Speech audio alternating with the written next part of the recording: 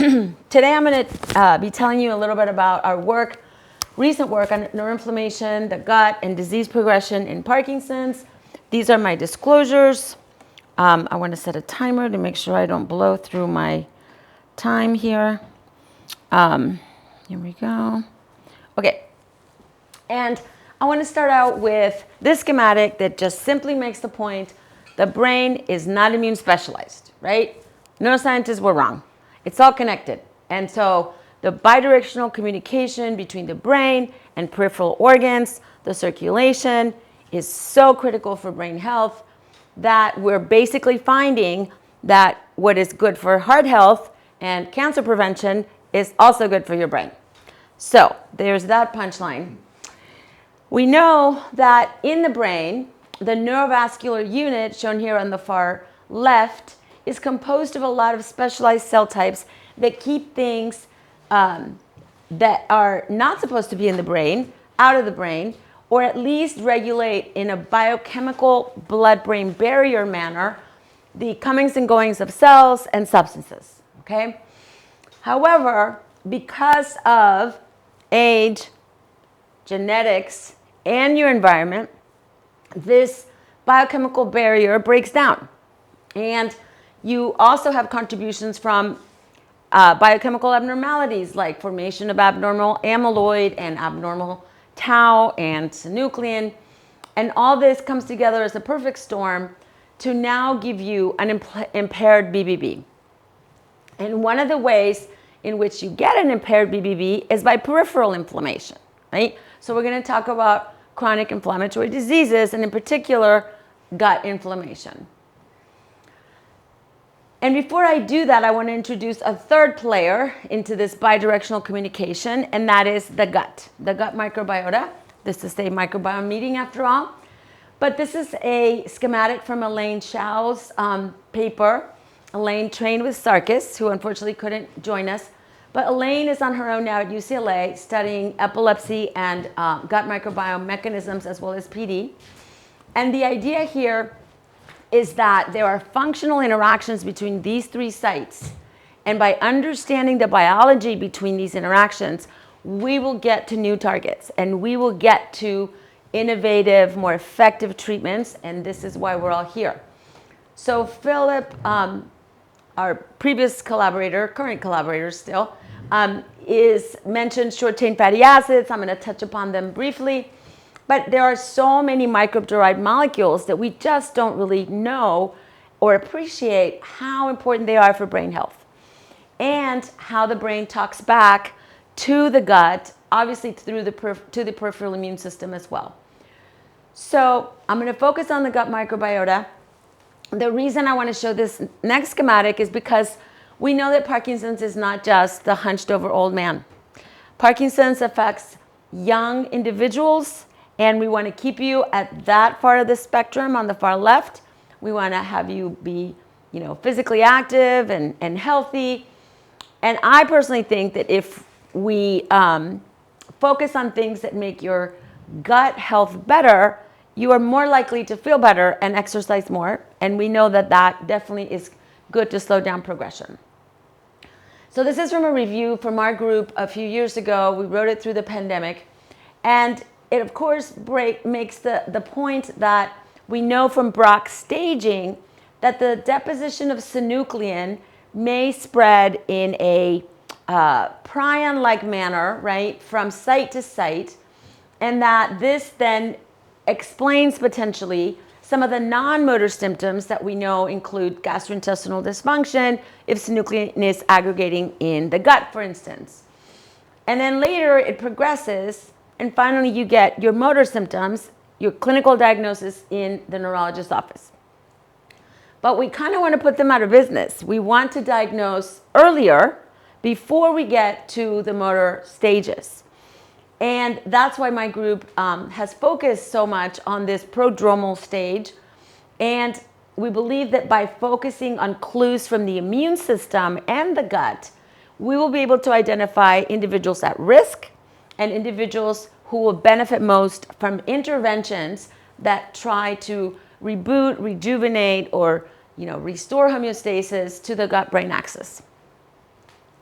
So the gut involvement in PD, I don't need to tell you about any of this. Just want to remind you that we know in the last 20 years, there's been, synuclein pathology in the enteric nervous system, and there's increased intestinal permeability, constipation in a lot of prodromal stages for many patients, increased inflammatory markers, over 24 studies showing gut dysbiosis, and more recently, that inflammatory bowel disease patients have an increased risk for Parkinson's. About 35 to 45% of them go on to develop PD. And this is not people with LRRK2 mutations. So this is sporadic IBD. So what is that about?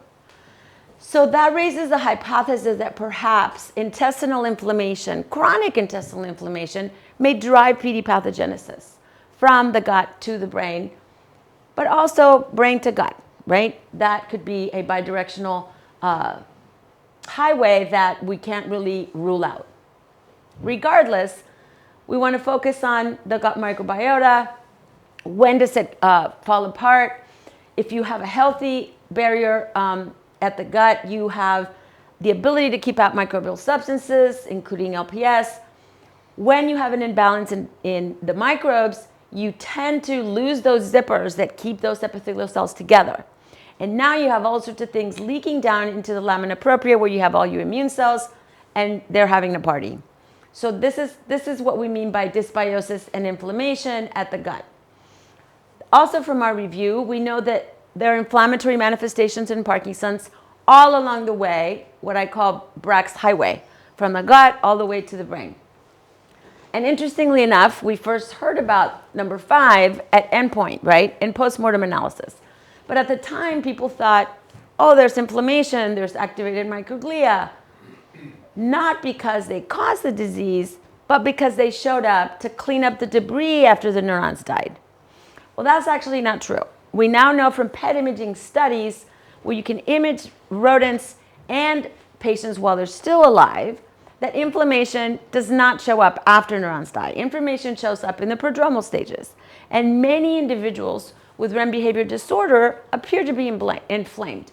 And some of the studies are showing that people with colitis also have more brain inflammation. So some of the work that I'm just going to breeze through because it's published is some of the work we did in collaboration with Heidi Payami, where we looked at spouses and PD patients, and we looked at cytokines in their stool, and we wanted to know what distinguishes those two. So first of all, males and females, very different.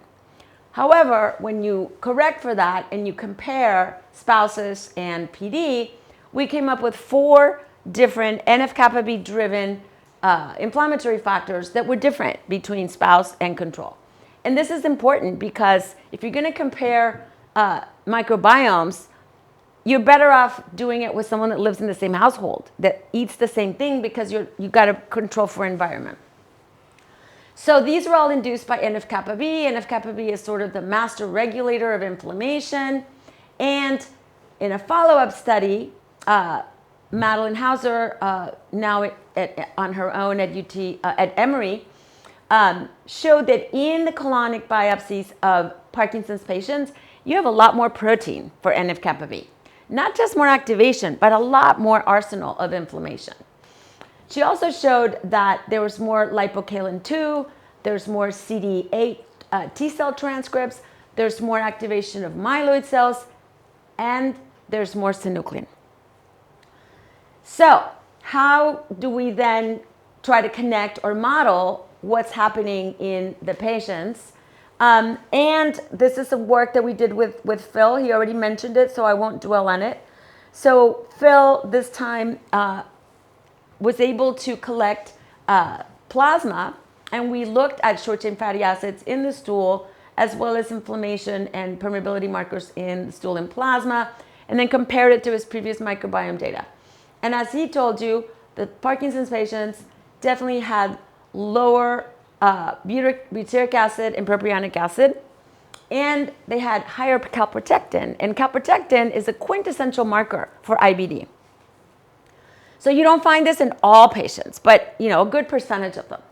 The other thing that we found is that those that had later age of onset seem to have more short-chain fatty acids in the stool, implying but not proving that they might be protective if you keep your levels high. So then he mentioned this study that was done with Phil and the late Vivian Labrie and Patrick Brundon, where we actually looked for what does butyrate depletion correlate to, and it turns out that there's epigenetic changes that go on in monocytes and neutrophils in the PD patients, as well as in the brain.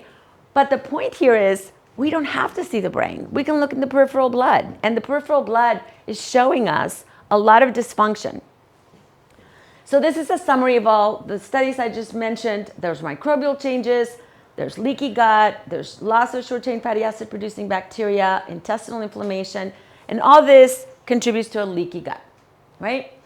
So can we model this in a mouse, right? I'm a mouse doctor, but more and more I believe that we need to learn about the human condition. So we've spent a lot of time looking at patient samples and then going back to the mouse and seeing, can we model it, and what else can we learn to go back to the human and back to the mouse. So what Madeline Hauser did here is she gave wild-type mice, no mutation, intestinal inflammation modeled by DSS detergent. So you denude the epithelium, they get colitis, and just that intervention drops the markers of the dopaminergic system a little bit, but the catecholamines are holding strong, so no big deal. What happens if you give them inflammation and then you give them this well-known MPTP, neurotoxin for dopaminergic neurons, that by itself doesn't cause a lot of damage? Turns out that now you get more loss of the dopaminergic markers and your catecholamines start to drop. And so this is, environmental, and what about genetic? So we used a mouse that doesn't have RGS10, which is a negative regulator of NF-kappa B. So if you lose RGS10, your NF-kappa B goes through the roof in most tissues. So these mice have a genetic predisposition to be inflamed. And when you do all three of those, the DSS, the MPTP, in the knockout, you get massive loss of the dopaminergic neurons and of the catecholamines. What's really interesting is that when you deplete CD8 cytotoxic cells from the circulation, you can protect from this. So T cells that are probably coming from the periphery, maybe your gut, are going to the brain and executing dopaminergic neurons by contact. At least that's the proposal that Dave Solzer and others have given. And you do find CD8 T cells around dopaminergic neurons at postmortem, but there's just not enough of them, right? We just can't believe that a few needle in a haystack are causing all the damage. So we think CD4s, which are making the cytokines, are also increasing the inflammatory environment and executing with like a 1-2 punch. So when we look at the monocytes of PD patients, guess what? They've lost RGS10. So we think that RGS10 is one of these protective factors that we lose with aging, and in PD patients, it's even more exacerbated. And so that means that all their monocytes are going to be more inflammatory because they've lost the brake on NF-kappa B. So let me switch to the IBD connection. This was based on a small number of studies, so that's the first caveat. It needs to be repeated, but it's kind of compelling because what Inga Peter and colleagues found at Mount Sinai is that patients with IBD have a greater incidence for Parkinson's unless they are treated with anti-TNF blockbuster drugs like Enbrel and Remicade and Humira. Okay? I'm sure you've all seen the commercials. If they're treated for something that they develop early in life, then their risk goes down by 78%. That's all based on epidemiology, which is not to imply causation. It's merely an association, right? So we need to keep in mind the difference between a correlation and the causation, right? But what this tells me is that drugs that don't really get into the brain very well, those are the currently marketed anti-TNF agents, have a protective effect on the brain if you have chronic gut inflammation, but you take them early in life. So this is like a clinical trial that, included patients with a condition, they had an intervention, and this clinical trial read out decades later. So not likely that pharma's going to want to do that, but I think it should tell us that we need to look for differences between IBD and controls that may make them start to look like Parkinson's, right? So this is what I'm going to talk to you about next. This is also from Elaine Chow. This is a wonderful review on all the different inflammatory diseases that affect the gut, and multiple sclerosis that Andrea Merchak just spoke about is also listed. But we're going to focus on PD and IBD. And lucky for me, they're right next to each other in her schematic.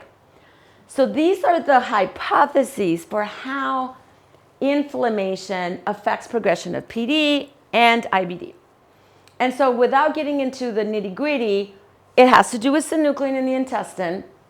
It has to do with some propagation, maybe through the vagus, maybe through the circulation, or both. An imbalance in the gut microbiome that licenses or differentiates CD8 T cells to go look for something in the CNS and then destroy the dopaminergic circuit. For IBD, what's interesting is that individuals with IBD have very little vagal tone. And because they have low vagal tone, they lose the ability to put a brake on inflammation coming out of peripheral immune cells. That's called the cholinergic anti-inflammatory reflex loop. Kevin Tracy described it beautifully. And this is why they have proposed that vagal nerve stimulation may help people with IBD, because it will increase acetylcholine release and you can then restore that brake on inflammation. So what about the clues in the gut microbiome or the peripheral blood about dysregulation at those sites increases risk for PD? So if you look in the literature, separate studies for PD and IBD, and you look at the microbes, you go, some of them are moving in the right direction, but others are not. So what is going on? So we don't know about this epidemiological association. And my group was funded by the Parkinson's Foundation and Michael J. Fox, ASAP, to look for the underlying molecular changes in blood, stool, and colonic biopsies of these three groups. And to our knowledge, this is the first study that compares at the same site IBD with PD and controls. So we call this the University of Florida Parkinson's Foundation UFPF cohort. And I'm first going to give you the punchline for the metagenomics of the stool, because that's published. And then I'm going to show you the spatial profiling of protein and RNA in the colonic biopsies, giving us clues that we did not expect. And I'd love your feedback. And then some metabolic studies of peripheral blood mononuclear cells. So the shotgun metagenomics was done by Maeve Kruger, a master's student in the lab. And what it basically showed is that IBD and PD share depletions in key butyrate-producing bacteria. So that makes sense. And our cohort was small, right? 24 IBD, 45 PD, 14 controls. We recruited through COVID, so that was tough. They were mostly age-matched, except for the differences were that the PD patients were on carbidopa, levodopa, and other PD meds. The IBD individuals were on NSAIDs, and they were also on iron supplementation because they get anemic, okay, which is, I'm told, another thing that happens in PD patients. So because our cohort was small, we wanted to compare the directionality of our results to published databases. And so the Wallen-Payami database of 2022 has 490 PD, and the Human Microbiome Project IBD data set has about 200 IBD. So this gives us power, right? With our own cohort, it's impossible. And what I'm going to tell you is the punchline, that what we found is that our IBD cohort, circled in the first red circle, looks very much like published IBD cohorts, okay? And it looks like the Wallen PD cohort in terms of enriched bacteria.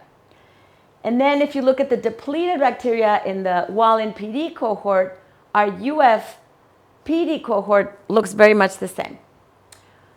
For enriched in the IBD database, when we look at our UF IBD cohort, it looks very much like the published one. And when you look at depleted in IBD, our PD cohort looks like they share those depletions. So this is a summary without getting into the details of the data.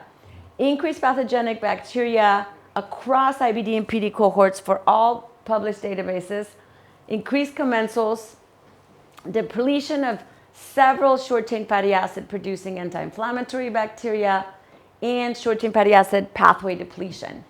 So, is it possible that IBD individuals start to look like PD? And if they do, that may be one way to select patients for interventions.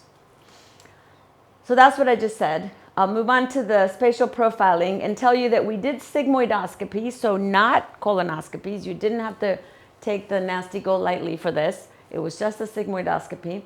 And Mac produced a tissue microarray with all of our biopsies on one slide. So if anybody wants to do studies, we make that available.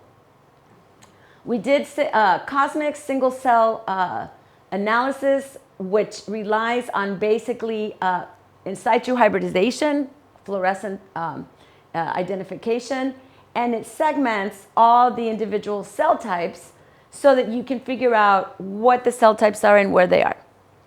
Well, the first pass was a little bit unsatisfactory because we know there are a lot more cell types than just those 5. And so with a further refined analysis in collaboration with a lab in Barcelona, we were able to actually find all the cells that should be there and exactly where they are. And then we compared what does this look like in the different tissues, right? And then what does it look like in IBD, control, and PD? And hopefully what you can see is that the IBD and the healthy control look a little bit more similar. The PD, has a lot more activation of myeloid cells and colonocytes.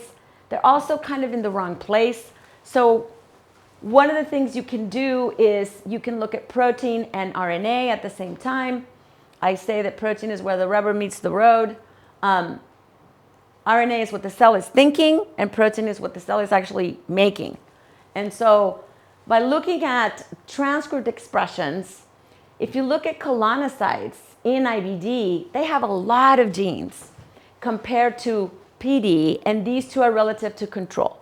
So both colonocytes in IBD and PD have a ton of gene expression. The B cells in IBD have less gene expression compared to control, and PD less but not as much as IBD. And what's interesting is if you then just take the colonocytes, okay? So now we're looking at just colonocytes, and you look at their gene expression in Parkinson's versus control, you see a depletion of ferritin heavy gene, and you see a depletion of ferroportin. So that was unexpected because they're supposed to be increased in the brain, but they're actually depleted in the periphery, which is really interesting. So now if you look at the different epithelial gene profiles and you look at, again, PD in blue, IBD in red, where the arrow is showing you the quantification of colonocyte ferritin heavy chain relative to the others and ferroportin in PD in blue relative to the others. So they're definitely decreased in expression, and this is transcript. Now if we look for the ferritin light chain in red and the positive colonocytes and the negative ferritin light chain in blue, hopefully you can see that in PD there is a lot more ferritin positive light chain transcript in PD than in controls, and it's many more cells of colonocytes are contacting and communicating with other cell types. So what are the cell types that they're communicating with? Well, this is really interesting because in controls, you see colonocytes in green mostly communicating with myofibroblasts. But in PD, look at how big that green becomes. The colonocytes are now talking to plasma cells that are making IgA. So that's a change in immune status in PD versus control. And now the ferritin heavy chain positive colonocytes now have a lot more ferroportin. So when you look at single cell specific gene expression, you can really tell that there are subpopulations that are acting different than all the rest of the cells. And when you mix them up or mesh them up, or you look at whole tissue, you really can't figure out what cell types are doing what. So if the plasma cells that are making IgA are attempting to initiate an immune response, maybe we could capture this PD-specific peripheral immune cell in patient blood. And this is just a teaser for what happens if there's too much free iron. Gut microbiomes go to town. There's a lot of gut microbiomes that have been associated with PD that are fueled by iron and appear to be enriched in PD versus other conditions. And so what does blood look like? So we took the blood of the same exact patients and we looked at their PBMCs, we isolated RNA, and then we looked at mitochondrial oxygen consumption. And what we found is that the PD blood shows dysfunction in T cell signaling and iron enrichment associated with increased maximal respiratory capacity. What does that mean? That means that your immune cells are working overtime and they're more glycolytic than they are oxidative. And that's a bad thing. So you have a very steep curve for PD, and this oxygen consumption correlates positively in PD with the ferritin light chain gene counts. So what does this mean? Well, we know that senescence is part of the reprogramming that occurs in these cells, but there's also a lot of regulation of epithelial cell apoptosis. So your immune cells, as well as your epithelial cells, are showing signs of pathology, potentially as a window into the brain. So finally, the comparison of the metabolic oxygen consumption and the genes that are linked to that basically show us that there is a strong enrichment of iron-related transcripts, shown here on the y-axis on the left, that have significant disease-dependent positive correlations with an increase in mitochondrial respiration. So these cells are not just expressing different things, they're not just making different protein, they're actually functioning in an altered way. And the last thing that I'm going to leave you with is this really interesting phenomenon of how much ferritin is in the plasma and how much ferritin is in the plasma versus stool. And what you can hopefully see is that there is a depletion of ferritin in plasma in PD, as well as in IBD, and they're different from the neurologically healthy control. I forgot to put the asterisk. Ferritin in the plasma versus stool, there's a very different relationship in that for the plasma in ferritin and the stool ferritin are positively correlated for the controls, but very flat in the red and blue for the IBD and PD. So this potentially suggests that there's a ferritin efflux deficit that may make ferritin in the brain high and low in the plasma, and maybe we need to think about how to fix that problem so that you don't have a depletion in the periphery, partly probably caused by malabsorption, diet, and then an enrichment in the brain. So this is the working model. In an effort to identify early to midlife environmental factors that could influence PD risk, and looking at the gut-blood-brain interface, we find that from the colonic biopsies, there's depletion of ferritin gene expression in the periphery in PD versus normal healthy control. And there's enriched cell communication between ferritin light chain positive colonocytes in PD versus controls. And in the blood, we see that there's a specific modulation of T cell metabolism and signaling in PD. And we see changes that tell us that functionally these cells are working overtime and are more glycolytic than they are oxidative. And so the decreased iron uptake that you see in the gut in IBD patients may be may be part of the reason why you have this imbalance between brain and gut. And maybe it could serve as a potential early marker if we look at iron and iron transport peripherally before waiting to look at PD postmortem brains. So that's the summary for all of it. Chronic systemic inflammation disrupts this crosstalk. There's lots of evidence supporting the idea that chronic inflammatory conditions in this crosstalk occur across all stages of PD, and the gut-brain axis is critical for brain health, and epidemiology as well as preclinical mouse models suggest that midlife gut inflammation, gut dysbiosis, and loss of short-chain fatty acid producing bacteria, such as that which occur in IBD, may increase the risk for PD. And this is my shameless plug for the World Parkinson's Congress in Phoenix next May. Please come. We'll have a lot more to talk about on this topic. And this is the only Congress where patients, clinicians, mouse doctors, and caretakers can come and get updated on the latest and greatest in PD research. And to give credit to the amazing team that has done all this work, we are now in Indiana since January with this amazing group of people. Thank you.